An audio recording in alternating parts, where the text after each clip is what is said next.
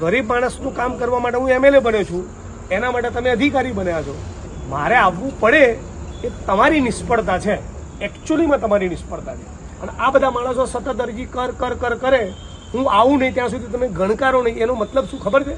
આ ડિસરિસ્પેક્ટ છે લોકો માટે. આ લોકોને હવામાં લેવાની વાત. આ દાડીઓ શું બોલશે? આ એવો એટીટ્યુડ છે એની અંદર છુપાયેલો. આ ખેત મજૂર શું તોડી લેશે? એવો એટીટ્યુડ છે, એક એરોગન્સ છે. મારો અવાજ જે ઊંચો થાય છે ને એના મૂળમાં આ છે. કેટલા વખતની અરજી આપો છો? હું આપું છું 25 વર્ષથી. બોલો, આખા તમારા મહેસૂલી તંત્રે સામૂહિક આપઘાત કરીને ડૂબી મરવું જોઈએ? 50 વર્ષથી અને હવે હું આજે 60 વ્યક્તિની જમીન ખાલી કરવાનો જ નથી. મારે 35 વ્યક્તિની જમીન ગઈ, 60 વ્યક્તિની ખાલી કરી ભૂલી ગયા હોય છતાં કાંઈ કાંઈ ભાગી આ તો તમે 6 વર્ષથી આવો છો. કાંઈ નહીં, સાંભળો, આપણે એવું રાખીએ છીએ, તમારી પાસેથી હું એવો ભરોસો રાખીને જઉં છું કે એકાદ મહિનામાં પરબડીનું કામ 15 દિવસમાં મને એસડીએમે કહ્યું આપણે 15 ના 17 દિવસ આપો, બરાબર?